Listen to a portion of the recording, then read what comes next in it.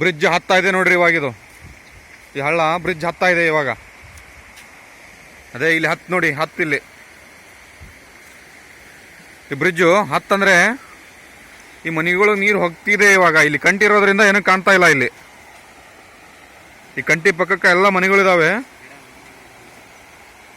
ಈ ಜಾಲಿ ಗಿಡ ಅದು ಇದ್ದಿದ್ದಕ್ಕೆ ಇದೇನು ಕಾಣ್ತಾ ಇಲ್ಲ ಈಗಿದು. ನೀವು ಗಮನಿಸ್ಬೋದು. ಇದು ಸುಮಾರು ಒಂದು 20 ಕಿಲೋಮೀಟರಿಂದ ನೀರು ಹರ್ಕೊಂಡ್ಬರುತ್ತೆ. ಈ ಕಂಟಿರೋದ್ರಿಂದ ಮನೆಗಳಿಗೆ ಕಾಣ್ತಾ ಇಲ್ಲ ಇಲ್ಲಿ ನೋಡಿ. ಇದು ಗುರುವಿನಹಳ್ಳಿಗೆ ಊರಿಗೆ ಹತ್ತಿದ ಹಳ್ಳ ಇದು.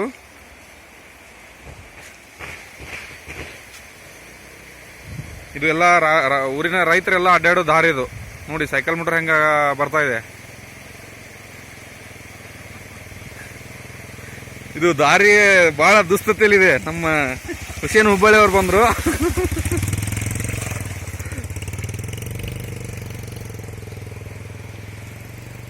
ನೋಡಿ ಇವಾಗ ಇಲ್ಲಿ ಬ್ರಿಡ್ಜ್ ಹತ್ತು ಪರಿಸ್ಥಿತಿಯಲ್ಲಿದೆ. ಈ ಕಡೆಗೆ ಹತ್ತಿದೆ ನೀರು ಇವಾಗ.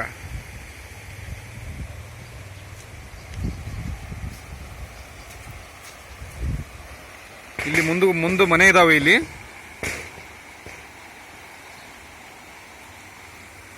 ನೀರು ಹತ್ತಿಲ್ಲಿ.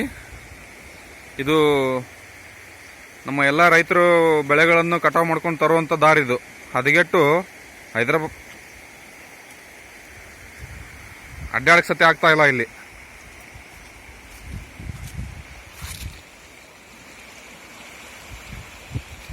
ನೋಡಿ ನೀರಿನ ಪ್ರಮಾಣ ತುಂಬ ಜಾಸ್ತಿ ಆಗ್ತಾ ಇದೆ. ಮನೆಗಳಂತೂ ಕಿತ್ತೊಂಟಿದ್ದಾವೆ. ಈಗ 6 ತಿಂಗಳ ಹಿಂದೆ ನಾವು ಮಾನ್ಯ ಕುಂದಗೋಳ ತಾಲೂಕು MLA ಅವ್ರಿಗೆ ಮನವಿ ಪತ್ರವನ್ನು ಕೊಟ್ಟಿದ್ದೇವೆ. ಅದು ರಿಸೀವ್ಡ್ ಕಾಪಿ ನಮ್ಮ ಹತ್ರ ಇದ್ದಾವೆ. PDO ಅಧಿಕಾರಿಗಳಿಗೆ, ಜಿಲ್ಲಾಧ್ಯಕ್ಷರಿಗೆ,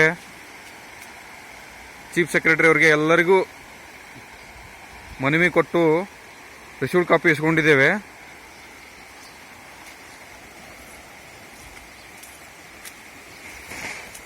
ನೋಡಿ ಹಳ್ಳ. ಇಲ್ಲಿ ಮನೆಗಳು ಕಾಣ್ತಾ ಇಲ್ಲ. ಇಲ್ಲಿ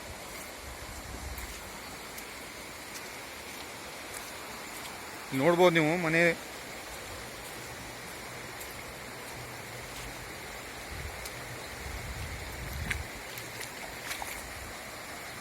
ಇಲ್ಲಿ ಮನೆಯನ್ನ ನೋಡ್ಬೋದು ನೀವು.